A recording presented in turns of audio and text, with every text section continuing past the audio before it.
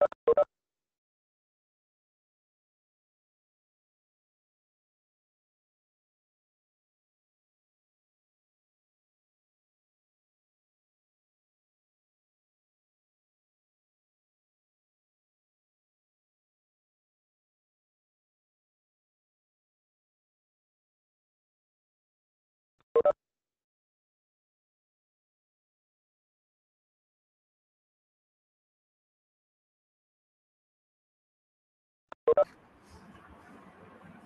So, a very good afternoon to everyone. Myself Shruti Jalan, Deputy Manager Business Development at NCDX. सो आज के session में आप सभी का बहुत बहुत स्वागत है एंड आज के सेशन में हम कमोडिटी इंडाइसेस के बारे में बात करेंगे, जिसके अंदर हम लोग स्पेसिफिकली एग्री कमोडिटी इंडाइसेस के बारे में बात करेंगे। तो जिसके बारे में जानकारी देने के लिए हमारे साथ बहुत ही एक एक्सपर्ट है, मार्केट एक्सपर्ट है, मिस्टर अमोक घोटोस्कर जी। तो मैं मिस्टर अमोक का बहुत स्वागत करना चाहूँगी इस सेशन में। So, welcome to the session, sir. Just a brief introduction about Mr. Amok. So, Amok has done PGDM in finance and marketing, and he has an experience of more than 11 years in this industry of commodity market for training and experiences. He is a trainer for all the investment awareness program that are conducted under the Investors Protection Fund for NSE, BSE, and NCTX. So, very warm welcome to our session today, sir. Mr. Amok? Shruti?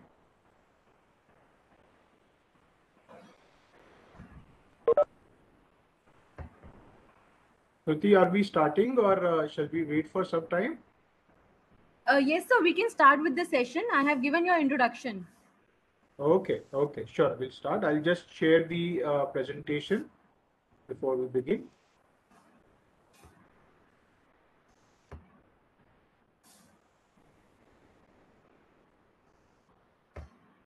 Please confirm if it is visible.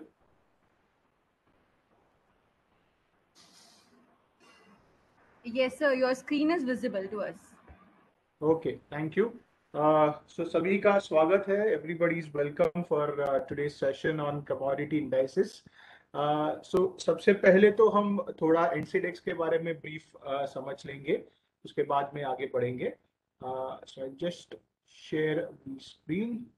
Just a minute. Sir, I would also request you to be a bit louder. Okay.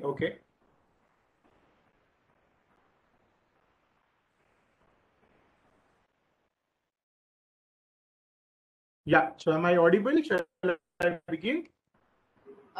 Yes, please go ahead, sir. Okay, thank you. So सभी का स्वागत है. आज का जो programme हम करने जा रहे हैं, इन्वेस्टर एजुकेशन प्रोग्राम, ये कमोडिटी इंडाइसेस पे फोकस करने वाला है.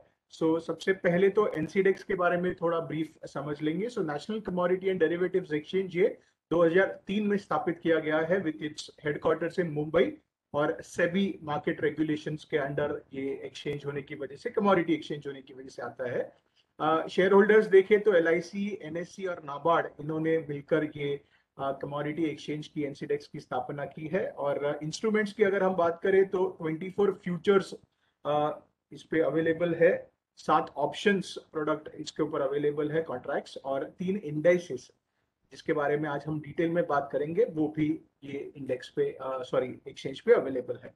मेंबर्स की बात करें तो 35 लाख से ज्यादा ऑलमोस्ट अप्रोक्सीमेटली क्लाइंट बेस है एनसीडेक्स का. 49,000 टर्मिनल्स के और 1000 सेंटर्स के द्वारा ये ट्रेडिंग की जाती है, और 594 वेयर हाउसेस के तहत ये पूरी जो मार्केट की प्रोसेस है, कमोडिटी मार्केट की प्रोसेस है, ये एनसीडेक्स अपना हैंडल करता है. इंडाइसिस की अगर हम बात करें तो एग्रीडेक्स में 2020 में इसकी स्थापना की गई, और जो लेटेस्ट 2 इंडाइसिस इसमें ऐड किए गए हैं वो है गोआरेक्स और सोइडेक्स, जो अगस्त 2021 में, पिछले महीने में स्टार्ट किए गए हैं.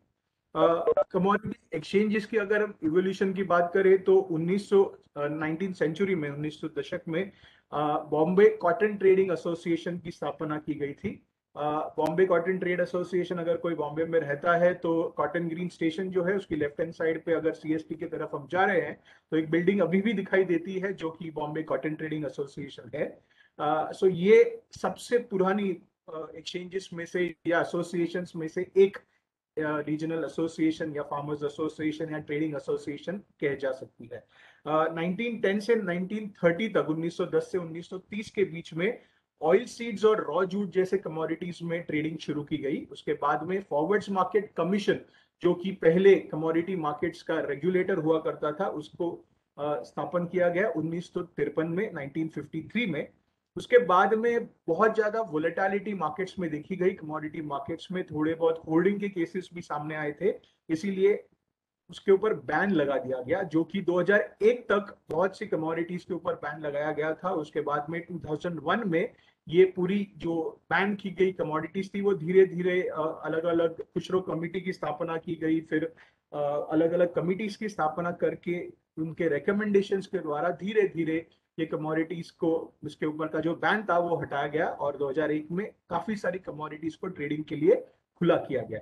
इसके बाद में 2003 में 3 नेशनल मल्टी कमोडिटी एक्सचेंजेस की स्थापना की गई, जिसमें कि बहुत से मुख्य जो आज कमोडिटी एक्सचेंजेस दिखाई देते हैं वो सभी इन टाइम पे इसकी धीरे धीरे शुरुआत की गई थी। और सितंबर 2015 में एफएमसी, जो मार्केट का रेगुलेटर कमोडिटी मार्केट्स का हुआ करता था, उसका जो मर्जर है वो सेबी के साथ किया गया और आज की डेट पे सेबी ये कमोडिटी मार्केट्स का रेगुलेटर माना जाता है। इसका अगर स्ट्रक्चर हम देखें तो मिनिस्ट्री ऑफ फाइनेंस, जो कि डिपार्टमेंट ऑफ इकोनॉमिक अफेयर्स के नीचे सेबी है, जो कि मार्केट का रेगुलेटर है, और इनके नीचे कमोडिटी एक्सचेंजेस है, जो कि एनसीडेक्स, एमसीएक्स, आईसेक्स, एनएससी और बीएससी जैसे अलग अलग प्रकार की एक्सचेंजेस इसके नीचे आ जाती है।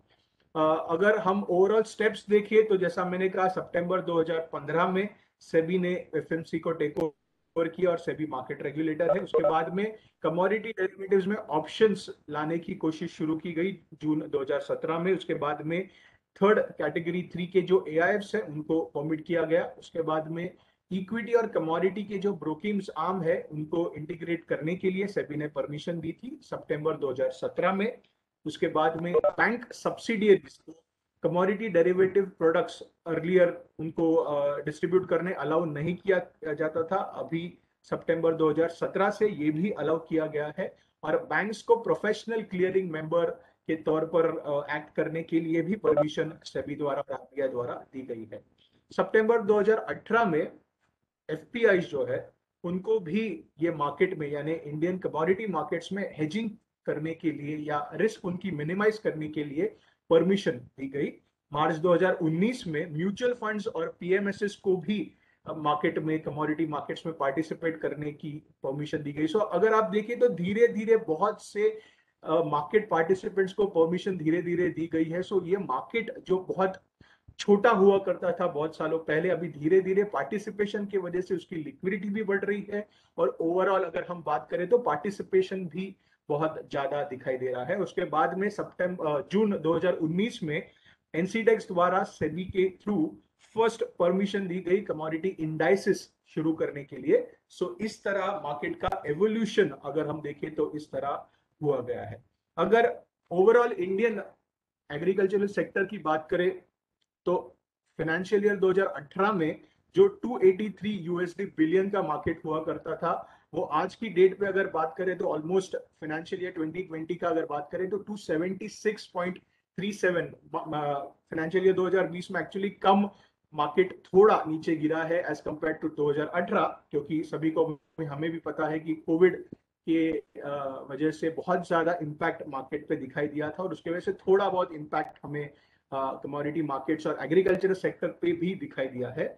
अगर खरीफ और रबी सीजन की अगर हम बात करें तो ओवरऑल अगर देखें तो सबसे ज्यादा रबी सीजन में जो हमारे यहाँ उगाई की जाती है वो है वीट की, 34% बिलियन हेक्टर आप उस पर देख सकते हैं। और अगर खरीफ में बात करें तो राइस की सबसे ज्यादा डिमांड है और जैसा हमें भी पता है कि राइस और वीट ये स्टेपल फूड इंडियंस का कहा जाता है। हम सभी लोग चावल और रोटी या सब्जी, ये पर्टिकुलरली हमारा स्टेपल फूड है, इसीलिए राइस और वीट पे हम ज्यादा डिमांड या कंजम्पशन हमारी दिखाई देती है। अगर एक्सपोर्ट्स की बात करें तो ओवरऑल अगर 2018 से देखिए फाइनेंशियल ईयर 2021 तक, तो धीरे धीरे हमारा एग्रीकल्चरल एक्सपोर्ट्स भी बढ़ते दिखाई दे रहा है, जो कि 38.21 यूएसडी बिलियन था, वो अभी आगे जाके फाइनेंशियल ईयर 2021 में ऑलमोस्ट 41.25 यूएसडी बिलियन तक पहुंच गया है। अभी भी 2021 का साल चल रहा है, सो धीरे धीरे इसमें भी बढ़त होते दिखाई दे रही है। सो ओवरऑल ही देखे तो 2020 में इम्पैक्ट दिख रहा है यहाँ पर भी, और आगे जाके 21 में ऑफ कोर्स पॉजिटिव आउटलुक हमारे मार्केट के लिए भी दिखाई दे रहा है।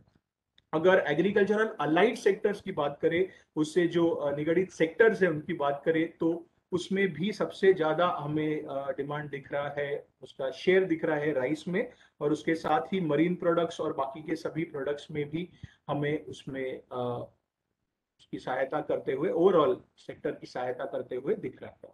सो ये एक ओवरऑल ओवरव्यू देने के लिए आपको मैंने ये स्लाइड दिखाई है कि आपको इससे एग्रीकल्चरल सेक्टर की ओवरऑल एक समरी दिखाई दे कि कैसे किस तरह से एग्रीकल्चरल सेक्टर काम कर रहा है।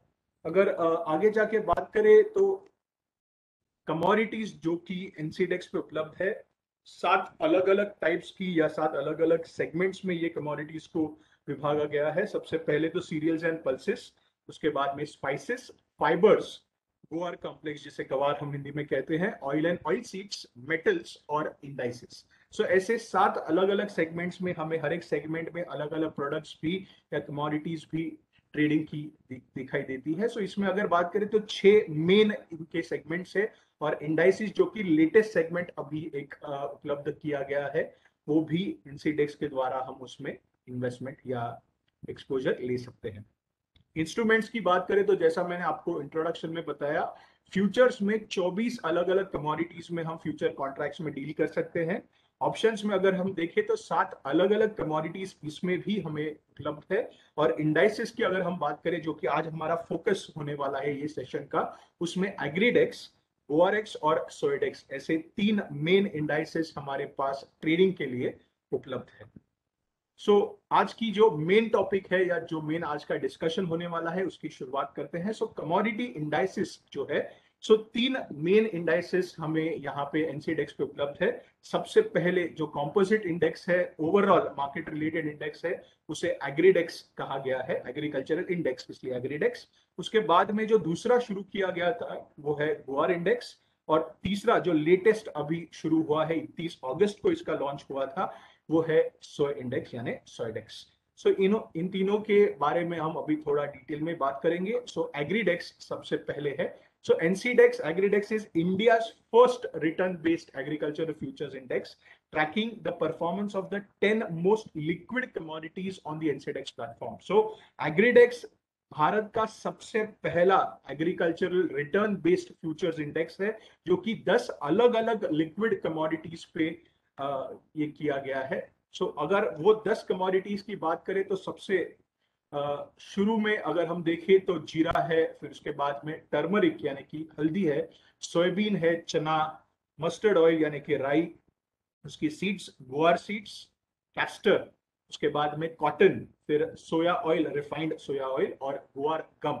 सो ऐसे 10 अलग अलग प्रोडक्ट्स के साथ में 10 अलग अलग कमोडिटीज के साथ में ये हर एक कमोडिटी को पर्टिकुलर परसेंटेज जो आपको दिखाई दे रहा है वो उसका ओवरऑल वेट है ये पूरे इंडेक्स में। सो एग्रीडेक्स की और बात करें तो ये सभी कमोडिटीज जो है वो हमारे कहीं ना कहीं डाइट रिलेटेड कमोडिटीज है, कहीं ना कहीं हमारे सेवन होने वाले कमोडिटीज है। कोई ना कोई अलग अलग डिमांड है, कोई ना कोई अलग अलग कंजम्पशन है जो कि हम ये कमोडिटीज के लिए करते हैं, और हम इजीली इनके साथ रिलेट कर सकते हैं क्योंकि ये कहीं ना कहीं हमारे रोज के लाइफ के साथ, रोज के हमारे डाइट के साथ जुड़ा हुआ है। सो इस वजह से हम ये कमोडिटीज को इंडिविजुअली भी हम आगे जाके इसमें इन्वेस्ट कर सकते हैं, इसके कॉन्ट्रैक्ट्स बाय कर सकते हैं, मगर अगर ओवरऑल हमें एक साथ ही में इसे अगर इन्वेस्ट करने के लिए एक्सपोजर करना है इसकी तरफ, तो हम एग्रीडेक्स के थ्रू, जो कि एक ही बार में ये सभी कमोडिटीज को अलग अलग प्रोपोर्शन में इंक्लूड करके हम इसमें इन्वेस्टमेंट कर सकते हैं।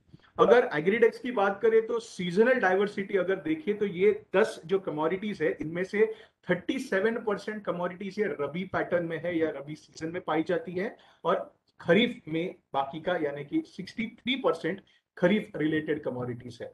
अगर प्रोडक्ट की बात करें या सेगमेंट की बात करें तो सबसे ज्यादा जो सेगमेंट यहाँ पे रिप्रेजेंट होता है वो है ऑयल सीड्स और एडिबल ऑयल का, जो कि 49% है। ये 10 कमोडिटीज की बात करें तो एग्रीडेक्स की। गुआर कॉम्प्लेक्स अगर हम देखें यानी कि गुआर गम और गुआर सीड्स, सो सीड सबसे पहले आता है, उसमें से गम निकाला जाता है, वो 17% है। पल्सिस की अगर हम बात करें तो वो 18% है, माफ कीजिएगा वो स्पेलिंग वहां पे गलती से प्लसिस हो गया है, वो पल्सिस है। स्पाइसिस अगर हम देखें तो 7% है और बाकी की अगर कैटेगरी देखें तो 9% है। सो इस तरह से सेगमेंट भी यहाँ पे 5 अलग अलग सेगमेंट्स रिप्रेजेंट की गई है। और सीजन्स अगर क्रॉपिंग पैटर्न की ओर से बात करें तो दोनों क्रॉपिंग पैटर्न्स को भी यहाँ पे 37 और 63% में रिप्रेजेंट किया गया है। ओवरऑल अगर फीचर्स देखें तो सबसे पहले तो हमने कंपोनेंट्स के बारे में देखा है, उनके वेट्स अलग अलग दी गई है, इसीलिए उसे वैल्यू वेटेड कहा गया है। फ्लोर प्राइस और कैप इनमें हर एक के लिए दिया गया है कि कितना प्रपोर्शन सबसे ज्यादा और यानी मैक्सिमम साइड पे यानी कैप पे, और कम से कम यानी फ्लोर कितना उसका कंपोनेंट का वेट होना चाहिए, वो भी डिफाइन किया गया है। रीबैलेंसिंग की बात करें तो हर साल 1 अप्रैल को इसकी रीबैलेंसिंग की जाती है। सो इस साल के लिए जैसा मैंने कहा कि ये पैटर्न जो है वो इस फाइनेंशियल ईयर के लिए यानी 2021-22 के लिए ये पैटर्न रखा गया है। हर एक साल 1 अप्रैल को इसकी रीबैलेंसिंग की जाएगी। अगर रोल ओवर की बात करें तो अगर रोल ओवर आप करना चाहते हैं कॉन्ट्रैक्ट को तो फर्स्ट 3 डेज, जो पहले 3 दिन होंगे एक्सपायरी मंथ के, उस दिन आप रोल ओवर कर सकते हैं। और दोनों ही अपस्ट्रीम और डाउनस्ट्रीम कमोडिटीज को यहाँ पे कंसिडर किया गया है। सो ओवरऑल एक बहुत अच्छा प्रोडक्ट आपके लिए उपलब्ध है, जो कि आप एग्रीडेक्स के आप इन्वेस्टमेंट के लिए, एक्सपोजर के लिए आपके कमोडिटी के आप यूज कर सकते हैं। अगर उसके कॉन्ट्रैक्ट स्पेसिफिकेशंस देखिए तो इसका यूनिट ऑफ ट्रेडिंग जो है वो 1 लॉट है, जो 500 यूनिट मिलके 1 लॉट कहा जाता है। इसकी जो सेटलमेंट है वो आपको फिजिकल सेटलमेंट के तौर पे नहीं है, यानी कि आपको एक्चुअल डिलीवरी उसकी लेनी नहीं है। कैश सेटलमेंट के थ्रू इसकी सेटलमेंट की जाएगी, यानी कि जो भी आपका प्रॉफिट होगा वो आपको मिलेगा पैसों के रूप में, और अगर लॉस है तो आपको उतना पैसा देना होगा। मैक्सिमम ऑर्डर साइज भी इसमें रखी गई है, जो कि 50 लॉट्स है, यानी एक लॉट जो 500 यूनिट है, वैसे 2500 यूनिट अगर आप लोगे यानी कि 50 लॉट, तो वो आपका 25,000 यूनिट्स लोगे तो वो आपका मैक्सिमम ऑर्डर साइज होगा। कोटेशन की अगर हम बात करें तो रुपीस पर यूनिट में इसकी कोटेशन की जाएगी। और टिक साइज जो कि वोलेटिलिटी ऑफ एवरी मूवमेंट है वो 0.25 यानी 25 पैसा की इसकी टिक साइज है, जो वोलेटिलिटी ज्यादा या कम होते हुए, प्लस या माइनस होते हुए आपको दिखाई देगी। ट्रेडिंग की अगर बात करें तो मंडे से फ्राइडे 9 सुबह से रात को 9 बजे तक 9 AM to 9 PM इसकी ट्रेडिंग होते दिखाई देगी। और जो एक्सपायरी होगी कॉन्ट्रैक्ट की वो 5 बजे एक्सपायरी डे पे उसकी जो भी क्लोजिंग प्राइस है वो इंक्लूड करके उसकी एक्सपायरी और उसकी सेटलमेंट की जाएगी लास्ट ट्रेडिंग डे पे। सो इस तरह से इसकी overall you can say specifications है। और मार्जिन की बात करें तो इसमें 6% की मार्जिन रखी गई है, जो आपको बुकिंग के टाइम पे देनी है, और बाकी का जो भी है वो मार्क टू मार्केट के हिसाब से इसका सेटलमेंट किया जाएगा। जैसा मैंने कहा, लास्ट डे पे जो भी 5 बजे की प्राइस होगी वो प्राइस को कंसिडर करके इसकी सेटलमेंट कैश सेटलमेंट के थ्रू इसकी की जाएगी। सो इस तरह से एग्रीडेक्स में आप ये स्पेसिफिकेशंस यूज करके आप इसकी जो ट्रेडिंग है वो आप कर सकते हो। अगर इसकी ओवरऑल परफॉर्मेंस हम देखें तो पिछले 1 साल की परफॉर्मेंस अगर हम निकालें 1 सितंबर 20 से लेके आज की डेट तक, अगर अप्रोक्सीमेटली हम देखें 13 सितंबर यहाँ पर रिप्रेजेंट किया गया है, तो ओवरऑल अगर देखें तो मार्केट में ऊपर की ट्रेंड आपको दिखाई दे रही है कि जनरली पिछले साल जो कि कोविड अप्रोक्सीमेटली मार्च से शुरू हुआ है, तब से लेके धीरे धीरे ये इंडेक्स की वैल्यू भी अगर आप देखें तो ऊपर की ओर जाते दिखाई दे रही है, यानी कि इसका एक पॉजिटिव आउटलुक आपको पिछले 1 साल की परफॉर्मेंस में आप देख सकते हो। अभी दूसरी जगह अगर हम सेक्टोरल इंडाइसिस की बात करें तो जैसा मैंने कहा एनसीडेक्स में 2 मेन टाइप्स की इंडाइसिस आपको यहाँ पे रखी गई है। सबसे पहला जो आपका इसमें इंडाइस है वो है ओआरएक्स, और दूसरा जो है वो है सोएडेक्स। सो ये दोनों के बारे में भी हमें थोड़ी बहुत बात करनी है। सो सबसे पहले मैं आपको ओवरऑल ये स्ट्रक्चर कैसा है उसके बारे में बताऊंगा और उसके बाद में हम इसके बारे में बात करेंगे। सो ओवरऑल अगर सेक्टोरल इंडाइसेस हम देखें तो इसमें भी आपको कंपोनेंट्स दिखाई देंगे। वैल्यू वेटेज हर एक कंपोनेंट को दिया जाएगा, इसकी भी रीबैलेंसिंग होगी, और हायर साइड कितना कंपोनेंट इसका वेट होना चाहिए और लोअर साइड यानी कि फ्लोर रिलेटेड कितना होना चाहिए वो भी देना चाहिए। सो 70% कैप है और 30% इसका फ्लोर प्राइस या floor you can say structure component रखा गया है। अगर हम स्टेप्स देखें कि कैसे इसमें ओवरऑल तय किया जाता है, तो सबसे पहले तो कमोडिटी की सिलेक्शन की जाती है, उसके बाद में वेट की कैलकुलेशन की जाती है और फिर इंडेक्स की वैल्यू ओवरऑल कैलकुलेट की जाती है। तो सबसे पहले अगर हम देखें तो कमोडिटी सिलेक्ट करने के लिए एक पर्टिकुलर सेक्टर की वो कमोडिटीज होना जरूरी है। जैसा मैंने कहा कि गुआरेक्स की हम बारे में बात करेंगे। सो अगर हम गुआरेक्स की बात करें तो इसमें सेम सेक्टर से रिलेटेड यानी गुआर या गवार से रिलेटेड ही दोनों कमोडिटीज रखी गई है, जो कि गुआर सीड्स है और दूसरी जगह गुआर गम है। सो दोनों ही जो कमोडिटीज है वो एक ही सेक्टर की रिलेटेड होनी चाहिए। और इसका एलिजिबिलिटी क्राइटेरिया जो रखा गया है वो ऐसा है कि पिछले 12 महीनों में कम से कम 90% दिनों में जो भी ट्रेडिंग डेज होंगे उनमें इनकी ट्रेडिंग होना जरूरी है, तो ही आप ये कमोडिटीज को एक इंडेक्स के लिए या एक सेक्टर के लिए आप इनको रिप्रेजेंटेशन के लिए यूज कर सकते हो।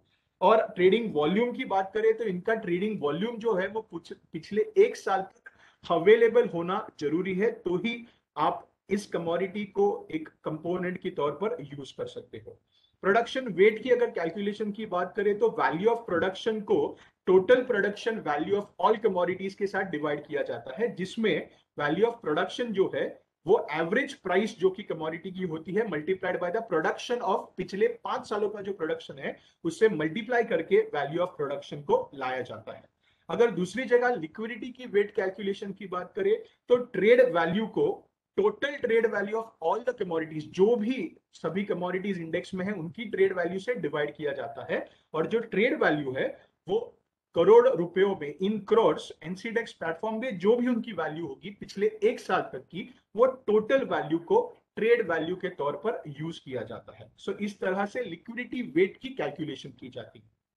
और कमोडिटी इंडेक्स परसेंटेज की अगर हम कैलकुलेशन करें, जिसे CIP यानी कि कमोडिटी इंडेक्स परसेंटेज कहा जाता है, वो जो है वो एक फॉर्मूला के तहत लाया जाता है जो कि 0.5 इंटू CLP है, जो कि कमोडिटी लिक्विडिटी परसेंटेज है, plus 0.5 into commodity production percentage. इस तरह से इसकी कैलकुलेशन ली जाती है। अभी हम अगर ओवरऑल इंडेक्स क्यों यूज करें इस बारे में बात करें तो सबसे पहला इसका एडवांटेज है कि ये कम कॉस्ट में पाया जाता है। इसमें ब्रोकरेज जो है, ट्रांजैक्शन कॉस्ट जो है वो कंपैरेटिवली कम लगाई जाती है। इसका जो सेटलमेंट है, जैसा मैंने ऑलरेडी आपको कहा है कि ये कैश की तौर पर की जाती है, यानी कि यहाँ पे कोई भी आपको एक्चुअल डिलीवरी कोई भी कमोडिटी की नहीं लेनी है। जो भी सेटलमेंट होगा वो पूरी तरह कैश में, प्रॉफिट है तो आपको पैसा मिलेगा, लॉस है तो आपको पैसा भरना होगा, इस तरह किया जाएगा। दूसरी जगह हम अगर मार्जिन की बात करें तो यहाँ पे कंपैरेटिवली आपको कम मार्जिन पे करनी है। एक इंडिविजुअल कमोडिटी के साथ अगर कंपेयर करें तो इंडेक्स में आपको अगर ट्रेडिंग करनी है तो इसमें कम मार्जिन आपको लगाई जाती है। इजीली आप इसे ट्रेड कर सकते हो, जो कि मार्केट लॉट के तौर पे आप ट्रेडिंग कर सकते हो। अगर कोरिलेशन की बात करें तो ये कमोडिटीज का कोरिलेशन बाकी के मार्केट से कंपैरेटिवली कम दिखाई देता है। अगली स्लाइड में आपको मैं थोड़ा कोरिलेशन के बारे में भी बताने वाला हूं। अगर ओवरऑल एग्रीडेक्स की अगर हम बात करें या कोई भी इंडेक्स की बात करें तो एक डायरेक्शनल इंडिकेटर वो आपको एक सेक्टर के बारे में या ओवरऑल एक इंडेक्स के बारे में या मार्केट के बारे में दे सकता है, बिकॉज बहुत सी कमोडिटीज को साथ में लेकर आपको ये एक डायरेक्शन देने की कोशिश कर सकता है। कैलेंडर स्प्रेड भी अगर आपको करना है, जो कि आप एक ही बार में दो अलग अलग महीनों के या दो अलग अलग सीरीज के कॉन्ट्रैक्ट्स को लेकर आप कर सकते हो, ये भी आपको इंडेक्स फ्यूचर्स में या इंडेक्स ट्रेडिंग में आप कर सकते हो। सो इस तरह से आपको ये सभी बेनिफिट्स इंडेक्स फ्यूचर्स में या जो भी जैसा कि एग्रीडेक्स है या अभी सेक्टोरल इंडाइसेस की हम बात करेंगे, ये इंडाइसेस को भी आप यूज करके ये सभी बेनिफिट्स का आप फायदा ले सकते हो। दूसरी जगह अगर हम गुआरेक्स की बात करें तो गुआरेक्स में 3 अलग अलग टाइप की सीरीज आपके पास उपलब्ध है, जो कि नियर सीरीज, मिड सीरीज और फार सीरीज के तौर पर आपको उपलब्ध है। सो नियर सीरीज की बात करें तो ये 1 महीने की सीरीज होती है, मिड सीरीज की अगर हम बात करें तो ये 2 महीने की होती है, और फार सीरीज की अगर हम बात करें तो ये 3 महीने की सीरीज होती है। सो आपको अकॉर्डिंगली जो भी सीरीज आपको यूज करनी है उस तौर से आप वो कमोडिटी को यूज करके वो पर्टिकुलर आप सीरीज सिलेक्ट कर सकते हो। दूसरे जगह अगर हम बात करें तो ये जो कॉन्ट्रैक्ट है इसकी भी मिनिमम जो मार्केट लॉट है वो 100 यूनिट की रखी गई है, जो कि 1 लॉट 100 यूनिट का होगा। अगर टिक साइज की इसकी बात करें तो इसमें भी टिक साइज 1 रुपए की है। सो इसमें जो भी मूवमेंट आपको दिखाई देगी वो 1-1 रुपयों से बढ़कर पॉजिटिव साइड पे या नेगेटिव साइड पे, यानी कि ऊपर और नीचे 1 रुपए की मूवमेंट आपको दिखाई देगी। ट्रेडिंग आवर्स की बात करें तो गोआरएक्स में आपको 9 बजे से सुबह लेकर 5 बजे शाम तक ये कॉन्ट्रैक्ट आपको ट्रेडिंग के लिए उपलब्ध होगा, और एक्सपायरी डे पे ये कॉन्ट्रैक्ट जो है वो 5 बजे एक्सपायर हो जाएगा, और 5 बजे की जो भी प्राइस इसकी होगी वो सेटलमेंट के लिए यूज की जाएगी, और वंस अगेन ये भी सेटलमेंट कैश के तौर पर होगी। एक्सपायरी डेट की बात करें तो लास्ट ट्रेडिंग डे जो भी एक्सपायरी मंथ का होगा वो आपका सेटलमेंट के लिए यूज किया जाएगा। और जैसा मैंने कहा इसमें भी एक इनिशियल मार्जिन रखी गई है, जो कि एग्रीडेक्स में जैसे 6% की मार्जिन थी, वैसे ही यहाँ पे गोआरएक्स में ये मार्जिन 10% की 10% की रखी गई है। अगर इसकी कंपोनेंट्स की अगर हम बात करें तो मैंने आपको थोड़ी देर पहले बताया था कि इसमें 2 मेन कंपोनेंट्स है। सबसे पहला जो कंपोनेंट है वो है इसका रॉ मटेरियल जो है गुआर सीड। सो उसे ज्यादा कंपोनेंट या ज्यादा वेट उसे दिया गया है, जो कि 63% अप्रोक्सीमेटली है, और गुआर गम जो गुआर सीड से निकाला जाता है वो एक प्रोडक्ट उसका या बाय प्रोडक्ट हम कह सकते हैं, वो 37% का कंपोनेंट इसमें रखा गया है। ओवरऑल इसके इंडेक्स की अगर हम परफॉर्मेंस देखें, अगर दोनों को मिलाकर देखें, सो अप्रैल 20 से लेकर अप्रोक्सीमेटली अगर मार्च 21 तक हम देखें तो इसमें भी आपको वोलेटिलिटी दिखाई दे रही है। और ओवरऑल अगर हम देखें तो ये जो प्रोडक्ट है ये ओवरऑल आउटलुक के तौर पर अगर हम देखें तो बहुत ही अच्छा प्रोडक्ट है इंडिया के लिए। वो क्यों है वो अभी आपको आगे वाली स्लाइड्स में मैं बताने की आपको कोशिश करूंगा। तो सबसे पहले तो अगर हम देखें तो भारत में एक बहुत अच्छी उपलब्धि ये है कि गुआर इंडस्ट्री जो है उसकी प्रोडक्शन मेजॉरिटी जो है वो इंडिया में की जाती है। अभी ओवरऑल अगर हम बात करें तो कमोडिटी मार्केट्स जो चलते हैं या डिमांड एंड सप्लाई जो चलता है उसमें पॉपुलेशन जो है, जनसंख्या जो है देश की, वो बहुत मायने रखती है। सो ओवरऑल अगर हम 1950 से लेके 2050 तक का एस्टिमेशन लगाए, जो कि ओईसीडी के रिपोर्ट में, एफएओ के रिपोर्ट में दिख रहा है 2021 के, सो ओवरऑल इंडिया का या एशिया का अगर हम देखें तो ओवरऑल सबसे ज्यादा इंक्रीजिंग ट्रेंड या बढ़ता हुआ ट्रेंड हमें दिखाई देता है, जो कि एशिया में सबसे बड़ी जो 2 इकोनॉमीज है यानी कि इंडिया और चाइना, उन दोनों में जो चाइना नंबर 1 इंडिया नंबर 2 है पॉपुलेशन में, ओवरऑल उसी के वजह से एशिया में हमें ये एक अपवर्ड ट्रेंड दिखाई दे रहा है, और आगे जाके भी ये 2050 तक मेंटेन होने वाला है, ऐसा ये प्रोजेक्शन में हमें दिख रहा है। सो अभी गुआर इंडस्ट्री की अगर हम बात करें तो जैसा मैंने कहा कि ओवरऑल अगर ये इंडस्ट्री देखे तो गुआर गम जो गुआर सीड से होते निकलता है उसका अगर हम एक प्रोजेक्शन लगाए 2020 से 2026 तक का प्रोजेक्शन लगाए तो 2020 में अप्रोक्सीमेटली 2019 में अप्रोक्सीमेटली ये जो मार्केट था वो 864.96 मिलियन का ये मार्केट था अप्रोक्सीमेटली, और अगर हम 2025 तक का इसे एस्टिमेशन लगाए तो ये बढ़कर 1.33 बिलियन का मार्केट होने वाला है, ऐसा एक ओवरऑल अंदाजा लगाया जा रहा है, विच इज अप्रोक्सीमेटली अगर हम compounded annual growth rate CAGR की बात करें तो अप्रोक्सीमेटली 7.5% हर साल ये इंक्रीज होगा कंपाउंडेड रेट से, ऐसे दिखाई दे रहा है 2025 तक 19 से लेके।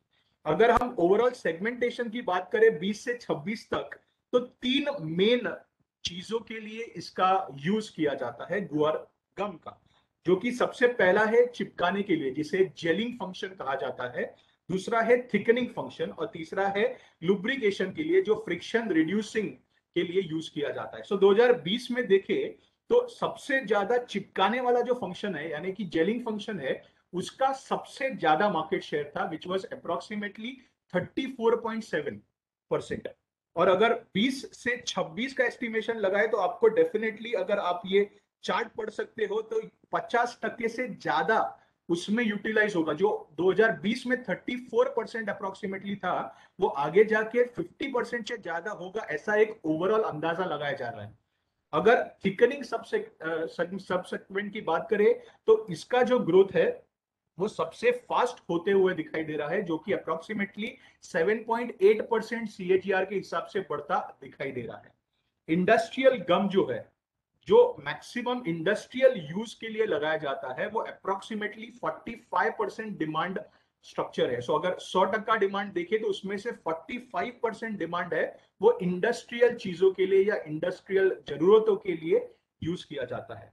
फूड एंड बेवरेज इंडस्ट्री की अगर हम बात करें तो वो अप्रोक्सीमेटली 2020 साल में USD 183.7 मिलियन की ये ओवरऑल इंडस्ट्री थी गुआर गम के लिए, फूड एंड बेवरेज रिलेटेड।